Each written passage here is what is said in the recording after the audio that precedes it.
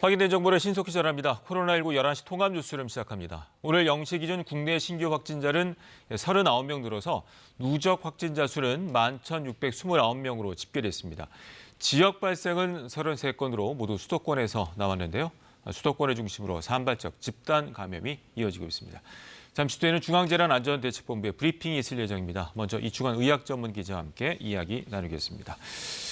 자, 현황부터 짚어보도록 하죠. 어제가 49명이었는데 오늘은 39명이네요. 네. 그런 숫자는 큰 의미가 없어 보입니다. 네, 39명이 늘었는데요. 국내 발생이 33명, 해외 유입이 6명입니다. 국내 발생 33명 모두 수도권입니다. 네. 서울, 경기, 인천 지역의 확진자들이고요. 현재 90.3%가 완치 판정을 받았고 아직도 857명이 격리 치료를 받고 있습니다. 사망은 273명으로 치명률이 2.35%를 기록하고 있습니다. 네. 자, 오전 이제 중대본 회의에서도 언급이 됐었는데요. 이 수도권의 교회 소모임 관련해서 확진자가 계속 늘고 있죠. 주로 이제 개척교회 네. 그 소모임이 있었죠. 그 30개 교회에 지금까지 63명이 확진 판정을 받았습니다. 네.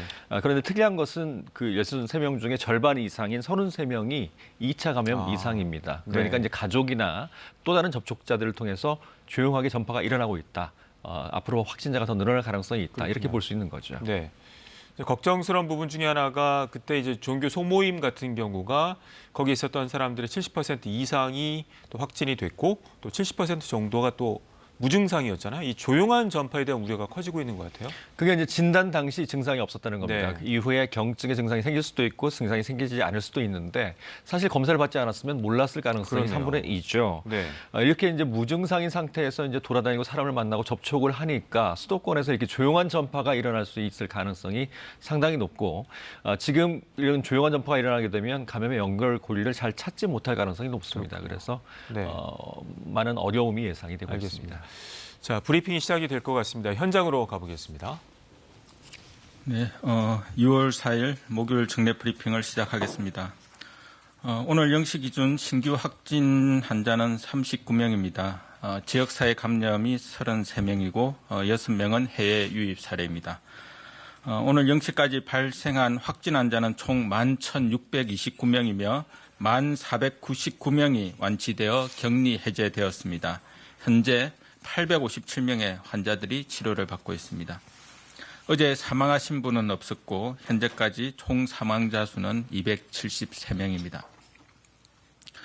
오늘 김강립 중대본 1 총괄조정관 주재로 열린 중대본 회의에서는 관계부처 및 17개 시도가 모여 코로나19 대응을 위한 수도권 병상 공동 활용 모의 훈련 등 협의가 필요한 사항에 대해 토론하였습니다. 김강립 제1총괄조정관은 생활 속 거리두기 한 달간 이태원 클럽, 물류센터, 종교 소모임 등 수도권을 중심으로 산발적 지역 감염이 발생하고 있음을 우려하며 국민들께서 한순간의 방심이 지금까지의 방역 노력을 물거품으로 만들 수 있다는 사실을 명심하시고 방역 수칙을 준수해 주시기를 당부하였습니다. 또한 어제부터 시작된 2단계 등교가 안전하게 정착되기 위하여 현장에서 학교와 보건소, 소방청 등 관계기관 간 협조 체계를 긴밀하게 유지해 주시기를 당부하였습니다. 오늘 수도권 환자 발생 현황에 대해 말씀드리겠습니다. 오늘 신규 확진 환자 39명 중 해외 유입 환자를 제외한 지역사회 환자 33명이 모두 수도권에서 발생하였습니다. 어제보다 그 수가 줄긴 하였지만 이태원 클럽, 부천 물류센터, 수도권 개척교회 등에서 시작된 감염이 주변으로 계속 확산되고 있고 감염 경로를 명확히 알 수 없는 사례가 늘어나고 있습니다. 조금이라도 방심하는 순간 코로나19 바이러스는 그 방심을 틈타 또 다른 집단 감염을 일으키고 있는 상황입니다. 이태원 클럽에서 시작된 감염이 진정세를 보인다고 생각하였을 때 부천 물류센터 관련 감염이 시작되었고 이 집단 감염이 진정세를 보인다고 생각하였을 때 수도권 개척교회 관련 확진 환자가 늘어났다는 사실을 기억하고 계실 것입니다. 무증상 감염자에 의한 조용한 전파가 산발적으로 진행되고 있을 가능성이 있고 이는 효과적 백신이 개발되기 전까지는 지속될 확률이 매우 높습니다. 거듭해서 수도권 주민들에게 부탁드리고 호소드립니다. 방역당국이 역학조사를 계속 수행 중에 있으나 감염이 수도권의 다중이용시설과 소모임 등 크고 작은 집단을 통해 연쇄적으로 빠르게 전파되어 역학조사의 속도가 이를 따라잡는 데 한계가 있습니다. 결국 이 국면을 전환시킬 수 있는 주체는 수도권 주민 여러분들입니다. 수도권 주민들께서 경각심을 가지고 연쇄 감염의 고리를 끊어주셔야 역학조사를 통한 확산 차단에 성공할 수 있습니다. 수도권 주민 여러분들께서는 다음 주말까지 각종 모임과 행사를 취소하거나 연기하고 집에 머물러 주시기를 부탁드립니다. 밀폐된 공간에서 밀집된 사람들이 밀접하게 접촉하는 모임은 적극적으로 폐해 주시기를 바랍니다.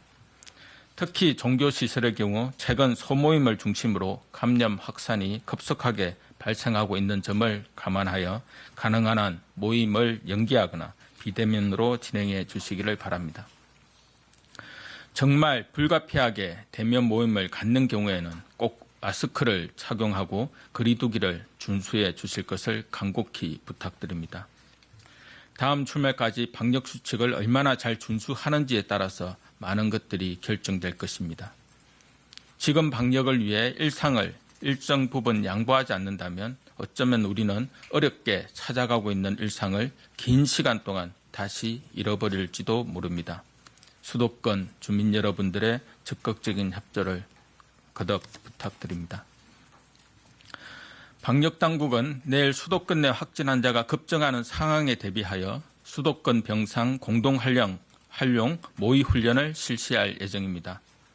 이번 모의 훈련은 수도권 내 대규모 감염이 발생 시 행정 경계에 따른 의료 공백 방지를 위해 지난 5월 9일 마련한 병상 공동체계가 잘 작동할 수 있는지를 점검하고 유관기관 간 협력 체계를 확립하기 위한 목적입니다.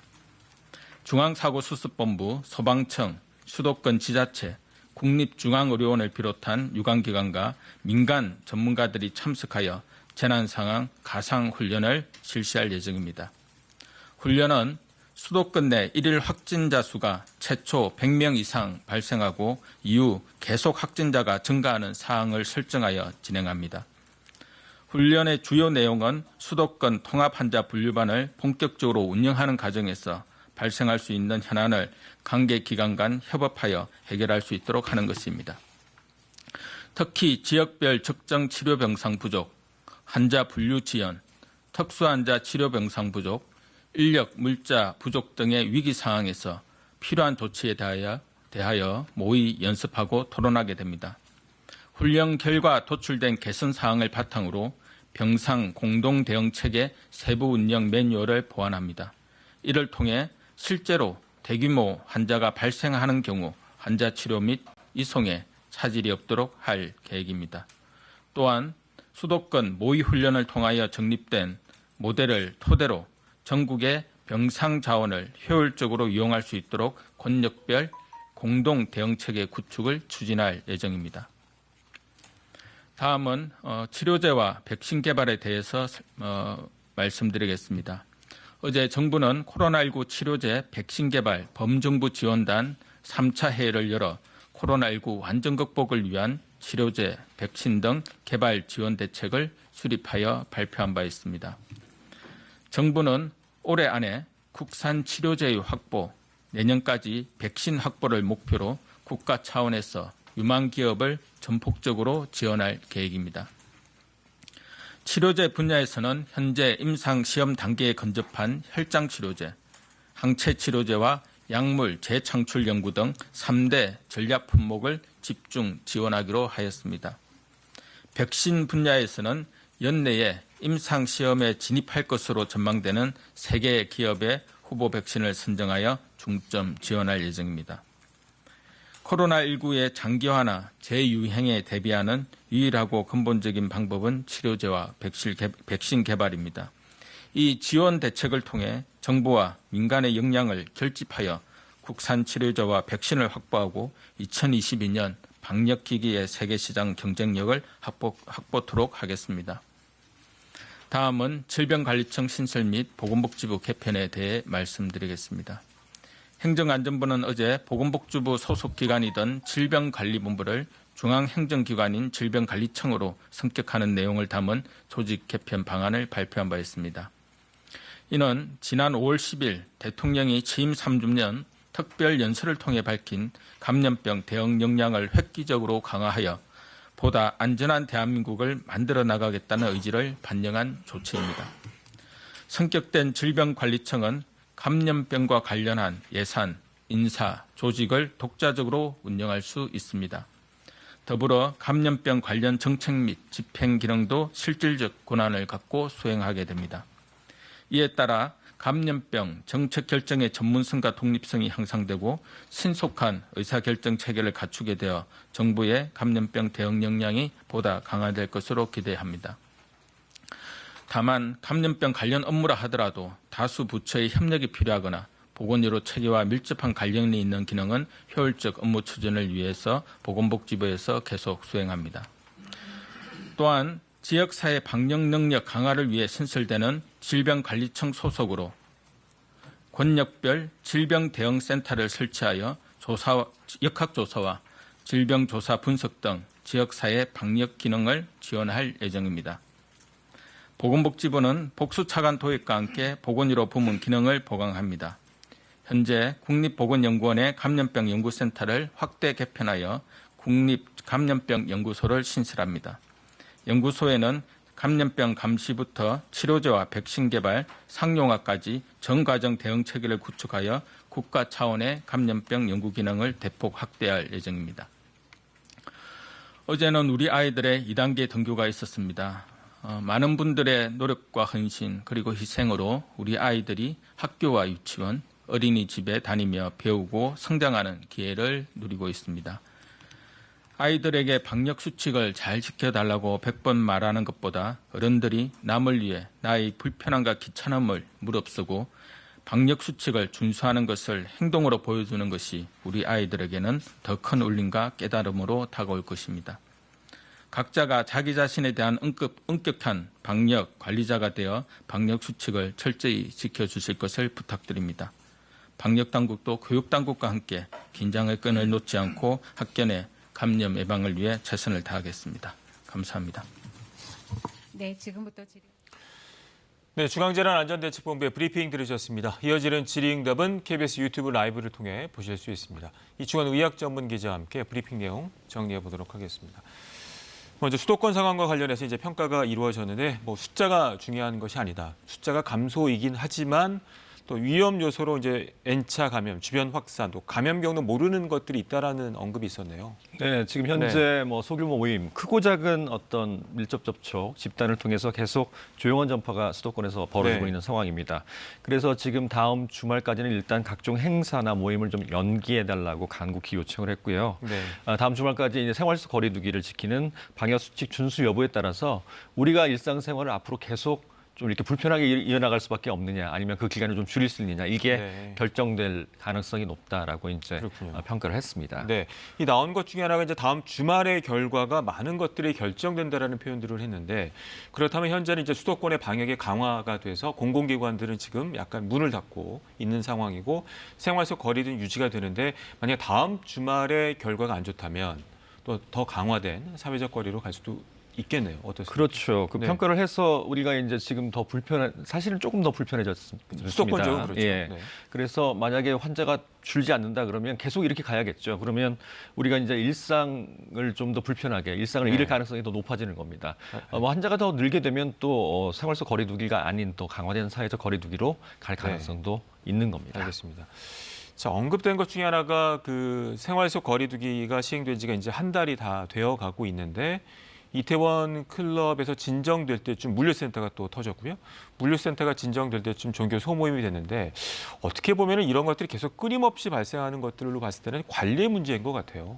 어떻습니까? 코로나19 바이러스의 네. 특징입니다. 조용한 전파가 가능하기 때문에 이미 수도권에는 많은 분들이 감염됐을 가능성이 사실은 있습니다. 이게 이제 수면 위로 올라오고 앞서서 이제 3밀이라고 그랬죠. 네. 뭐 밀폐된 공간에서 밀집되게 모여서 밀접 접촉을 하는 경우에는 반드시 코로나19가 거기서 감염됐을 가능성이 굉장히 높기 때문에 이런 것들을 주의하지 않으면 앞으로 어느 또 집단에서 또 네. 어떤 모임에서 또 코로나19 집단 감염이 나타날 가능성이 있는지 그렇군요. 가능성이 상당히 높아 보입니다. 네. 사실 보면은 뭐 좀 진정이 됐다라고 하면 우리가 심리적으로도 좀 안심이 돼서 생활 속 거리두기를 좀 소홀히 하는 경우가 있는데 그때마다 좀 문제점들이 많이 생긴 것 같아서 우리가 긴장의 끈을 놓지 말아야 될 것 같고요. 또 얘기 나오는 것 중에 하나가 지금 현재로서는 수도권 주민들 관련해서 여러 가지 부탁을 하면서 이제 연쇄적으로 감염이 되면서 속도가 빠르기 때문에 역학조사가 따라잡기 어렵다라는 얘기를 했어요. 네, 네. 증상이 없기 때문이고요. 또 이게 어디서부터 왔는지를 찾아내기가 상당히 지금 뭔가 막 없습니다. 꼬이는 경우도 있을 것 같아요. 그다음에 6차 네. 감염까지 뭐 나타나는 그런 기간이 굉장히 짧았었잖아요. 10여일 네, 만에 막 6차 맞습니다. 감염까지 나타나는 게 연쇄적으로 계속 퍼지기 때문에 그걸 따라잡기가 쉽지가 않습니다. 그렇군요. 지금 수도권은 그런 상황입니다. 현 시점에서 우리가 지킬 수 있는 것은 개인이 좀 생활 속 거리두기 기본 수칙을 지키는 게 가장 중요하겠네요. 일단 모임을 줄여야겠죠. 그다음에 네. 사람들이 많이 모이는 어떤 다중이용 시설의 어떤 이용은 최대한 줄이는 게 필요하겠습니다. 알겠습니다.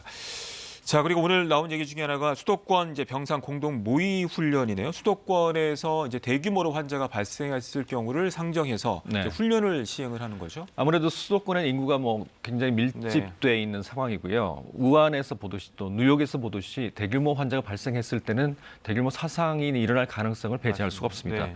우리나라도 마찬가지입니다. 만약 서울에서 뭐 대규모로 환자가 나왔다 그러면 일단 의료 자원이 한정되기 때문에 지금 많이 준비를 하고 있지만 그런 것들을 네. 이제 훈련하는 겁니다. 일단 하루 100명 이상 환자가 발생했을 때 가장 중요한 것은 중증과 경증을 분류하는 거겠죠. 분류하는 거. 분류하고 필요한 사람은 뭐 중증 시설로 가지만 경증은 또 생활치료센터를 이용할 수도 있는 거고요. 네. 그리고 환자 분류에서 나타날 수 있는 여러 가지 문제점을 이제 가상으로 토의하는 겁니다. 그렇군요. 그래서 그런 나타날 수 있는 문제점들을 보완하겠다는 게 이 훈련의 요지입니다. 네.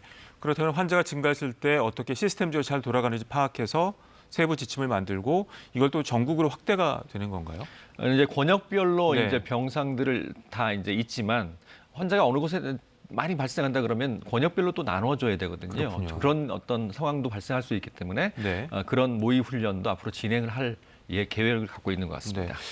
자, 우리가 이제 기다리는 것 중에 하나가 이제 치료제와 이제 백신의 개발입니다. 종식이 되기 위해서는 아주 중요한 문제인데 어제 이제 범정부 지원단의 3차 회의가 있었고 결과가 나왔어요. 일단 치료제 확보는 올해 안에 이루어내겠다라는 계획이 나왔네요. 그런데 이 치료제는 사실은 혈장 치료제하고 항체 치료제입니다. 우리가 네. 이제 그 독감 같은 경우는 타미플루라는 약이 있습니다. 인플루엔자는 그 먹으면 증상이 거의 사라지고요. 그렇죠. 전염력도 되죠. 떨어지는데 네. 그런 약은 기대하기 어렵습니다. 아. 그러니까 국내에서는 이제 혈장 치료제, 항체 치료제가 올해 안에 개발될 수 있도록 정부가 많은 지원을 할 예정이고요. 네. 일단 백신도 3가지 정도가 있는데 내년까지 개발될 수 있도록 올해 안에는 임상 시험에 돌입할 수 있도록 정부가 또 지원을 할 예정입니다. 전 세계적으로 큰 관심이기 때문에 치료제와 특히 이제 백신 같은 경우를 어떻게 빨리 개발하는지 또 대량 생산할 수 있는지가 굉장히 중요한 포인트일 것 같은데요. 백신은 현재 모데나라는 어떤 회사가 있었죠. 거기서 이제 RNA 백신인데 아직까지 개발된 사례는 없습니다. 아. 그런데 이제 굉장히 지금 개발이 빨리 되고 있는 상황이어서 네. 사실은 가장 빨리 나올 가능성이 높은 데는 중국입니다. 중국에서 이제 개발을 먼저 시작했기 때문인데 그렇군요. 이제 세계 여러 나라에서 한 8개 정도의 백신이 개발되고 있고 네. 미국의 전문가 파우치 소장 같은 경우는 연말까지는 개발이 완료가 돼서 임상 시험이 다 끝나서 사람에게 쓰일 수 있는 이제 우선순위가 있겠죠. 백신이 나온다고 해도 모두 다 맞을 수 있는 건 아니고요. 네. 일단 의료인이 먼저 맞아야 됩니다. 환자를 치료하는 우선순위도 의료인이. 정해지는 거군요. 의료인 그다음에 취약계층이 되겠죠. 65세 네. 이상의 노인분들, 만성질환자분들이 먼저 맞을 가능성이 있습니다. 알겠습니다.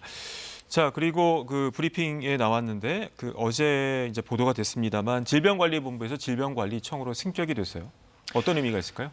지금 현재는 복지부 산하입니다. 네. 그래서 인사나 예산, 뭐 질병, 그러니까 감염병에 대해서 이게 이제 독립되지 않은 상황이었고요. 또 식약처 같은 경우는 지역의 식약처가 있기 때문에 네. 협업이 가능한데 네. 질병관리청은 지금 질병관리본부는 권역별로는 없습니다. 그래서 질병관리청이 독립을 해서 예산과 인사가 독립이 되고 정책 집행도 독립적으로 할 수 있습니다. 네. 다만 어제 전문가들이 이제 좀 비판의 의견을 제시하고 있는 게 있는데 어제 나온 그런 계획 중에 현재 질병관리본부에 국립보건연구원이 있습니다. 거기서 이제 감염병 같은 걸 연구하는 조직인데 현재는 질병관리본부가 같이 있습니다. 산하로 있는데 이 국립보건연구원을 떼서 복지부에 두겠다. 복지부로. 이렇게 얘기를 했습니다. 그래서 네. 전문가들이 아니 그 전문성도 갖고 있지 않은 복지부가 지금 갖고 있는 질병관리본부가 갖고 있는 이 국립보건연구원 감염병 연구를 하는 데거든요. 이걸 네. 갖고 가겠다. 이건 좀 부처 이기주의가 아니냐. 이런 비판도 제기를 하고 있는 상황입니다. 알겠습니다. 또 브리핑 나온 것 중에 하나가 이제 다섯 부처 협의가 필요한 부분들, 어떤 위기 상황에서는 이제 보건복지부가 전체적으로 조율을 하겠다 이런 얘기도 나왔네요. 일단 뭐 네. 소방청이나 어떤 지자체의 어떤 도움들이 필요하죠. 협업들이 필요하게 되니까 컨트롤 타워는 사실은 복지부 또 정부가 여러 부처가 이제 같이 협업을 해야 되는 상황이 그렇군요. 되면은 전국적으로 감염병이 생기게 되면 아마 복지부가 컨트롤 타워를 갖고 중대본으로 해서 이제 대응을 하겠죠. 알겠습니다. 오늘 여기까지 듣겠습니다. 앞서 전해드린 것처럼 인천 개척교회 관련 확진자가 계속 늘면서 60명을 넘어서고 있습니다. 이 공무원 가운데 확진자가 나왔던 인천 부평구청은 오늘부터 업무를 재개했는데요. 하지만 이 감염 경로가 확인되지 않은 확진자가 잇따라 나오면서 방역 당국이 긴장하고 있습니다. 보도에 박효인 기자입니다. 인천 개척교회 모임에서 시작된 코로나19 확진자가 더 늘었습니다. 인천시는 연수구에 사는 55살 여성 A씨 등 2명이 확진 판정을 받았다고 밝혔습니다. 이들은 최근까지 앞서 양성으로 확인된 인천 미추홀구의 60대 여성 목사와 각각 접촉한 것으로 파악됐습니다. A씨는 이후 인천 서구의 모 교회에서 열린 예배에도 참석한 것으로 확인됐습니다. 인천 개척교회발 누적 확진자는 서울과 경기도까지 포함해 60명을 넘은 것으로 추정됩니다. 확진자가 발생해 폐쇄를 했던 인천 부평구청과 북해삼동 행정복지센터는 오늘 오전부터 다시 업무를 시작했습니다. 직원들에 대한 검사 결과 추가 확진자는 나오지 않았습니다. 하지만 인천 지역에서 감염 경로가 확인되지 않은 확진자가 잇따르면서 방역 당국에 비상이 걸렸습니다. 특히 개척교회발 집단 감염의 첫 확진자인 50대 목사의 직접적인 감염 경로가 드러나지 않았습니다. 이 목사가 최초 원인자가 아닐 가능성도 있는 겁니다. 또 개척교회 모임을 조사한 뒤 확진 판정을 받은 부평구청 공무원도 마찬가지입니다. 조사 당일 마스크와 장갑까지 착용한 데다 잠복기 없이 바로 증상이 나타나 감염 경로가 명확하지 않습니다. 이에 따라 질병관리본부는 역학조사관 10여 명으로 구성된 즉각 대응팀을 인천시에 투입해 감염 경로를 추적하고 있습니다. KBS 뉴스 박효윤입니다.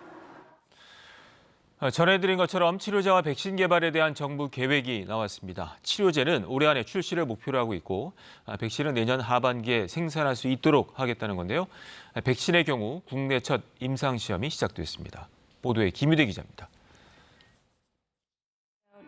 한인 과학자가 대표인 미국 제약업체 이노비오, 최근 식약처 승인을 받고 백신 임상시험에 착수했습니다. 코로나19 백신으로는 국내 첫 임상시험입니다. 건강한 성인 160명에게 백신 후보 물질을 주입해 항체 형성 여부를 확인하게 됩니다. 정부는 이노비오를 포함한 제약업체 3곳의 백신을 전략 품목으로 지정했습니다. 내년 하반기 생산이 목표입니다. 국가 책임하에 끝까지 개발하여 코로나19를 우리나라 바이오 헬스 산업 도약의 계기로 삼도록 하겠습니다. 코로나19 치료제는 올해 안 출시를 목표로 잡았습니다. 코로나19 완치자 혈액에서 추출되는 혈장과 항체를 이용한 치료제, 그리고 약물 재창출을 3대 전략 치료제로 지정했습니다. 전략적 지원 대상인 우수 치료제 및 백신 후보 물질을 중심으로 연구 개발 지원을 집중하여 연내 치료제 개발 등의 가시적 성과가 나오도록 세계 각국에서 치료제 개발에 속도를 내고 있고 미국과 중국, 영국은 내년 상반기 백신 생산이 목표입니다. 다른 나라가 먼저 개발하더라도 국내 수급까지는 어려움이 예상돼 치료제 백신 주권 확보도 중요한 상황. 정부는 3차 추경을 통해 올해 1,000억 원 이상을 치료제 백신 임상 연구에 투입하기로 했습니다. KBS 뉴스 김유대입니다. 코로나19의 치료제 가운데 빠르게 개발될 수 있는 것이 바로 혈장 치료제입니다. 완치자의 혈장에 있는 항체를 이용해서 치료제로 개발하는 건데요. 그런데 문제는 완치자의 혈장이 턱없이 부족하다는 점입니다. 공여를 약속한 사람은 지금까지 12명에 불과합니다. 이효연 기자입니다. 이탈리아의 세계적인 테너 안드레아 보첼리. 지난 3월 코로나19 확진 판정을 받았습니다. 완치 후에는 자신의 혈장을 연구용으로 기증했습니다. 코로나19에 걸렸다 완치된 할리우드 배우 톰 행크스도 자신의 혈장을 기증했습니다. 혈장은 혈액의 액체 성분을 말합니다. 코로나19를 앓고 난 완치자의 혈장에는 코로나19 바이러스와 싸울 수 있는 항체가 형성돼 있습니다. 완치자의 혈장을 이용하면 코로나19 치료제를 만들 수 있다는 겁니다. 회복하신 분의 혈장 내에는 항체, 특히 중화시킬 수 있는 중화항체가 들어있고 그게 이제 감염이 되어 있는 분들을 치료하는 데 사용할 수 있는 거예요. 문제는 완치자들의 혈장을 구하기 쉽지 않다는 겁니다. 혈장 치료제 개발을 위해서는 최소 150명 이상의 완치자 혈장이 필요합니다.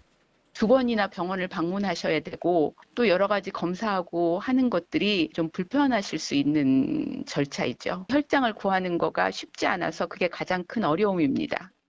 현재 완치자들의 혈장을 기증받고 있는 병원은 고려대 안산병원, 경북대병원, 계명대 동산병원, 대구 파티마병원 이렇게 4곳입니다. 코로나19 확진 판정을 받았다가 격리 해제된 사람은 국내에 모두 만여 명. 하지만 혈장 공여를 약속한 사람은 12명, 체혈이 끝난 사례는 5명에 불과합니다. KBS 뉴스 이효연입니다. 청각장애인을 위해 코로나19 생활 방역 지침을 수어로 전달하는 아바타 기술이 국내에서 개발되었습니다. 딥러닝 기술을 수어 통역에 적용한 방식인데요. 조영호 기자가 전합니다. 청각장애인이 코로나 방역 지침을 전달하는 수어 아바타를 보고 있습니다. 사람의 손짓보다는 못하지만 뜻을 이해하는 데 어려움은 없습니다. 한국어를 번역해서 수어로 아바타 영상을 보여주셨잖아요. 이런 부분들이 농인 당사자 입장에서 봤을 때 굉장히 이해가 잘 됩니다. 한국전자통신연구원이 사물이나 데이터를 분류하거나 군집하는 딥러닝 기술을 활용해 합성 그래픽으로 구현한 아바타 수어 애니메이션입니다. 전달하려는 단어와 문장을 딥러닝 번역 엔진에 입력하면 수어 형태로 자동 변환한 뒤 이를 다시 애니메이션으로 제작하는 방식입니다. 일련의 조합을 통해서 최종적으로 수어 통역사가 하고 있는 수어하고 동일한 형태로 저희가 수어 애니메이션이 최종적으로 만들어지게 됩니다. 앞으로 청각 장애인들도 다양한 소식을 아바타 수어를 통해 쉽게 알 수 있게 되는 겁니다. 음성을 인식을 해서 그 음성을 가지고 바로 아바타 수어의 형태로 생성을 해서 청각장애인들과 비장애인이 서로 이제 소통할 수 있는. 한국전자통신연구원은 농아인협회 감수를 거쳐 수어 아바타 영상을 공개하기로 했습니다. KBS 뉴스 조용호입니다. 코로나19 통합 뉴스룸은 잠시 뒤 12시 뉴스에서 이어집니다. 고맙습니다.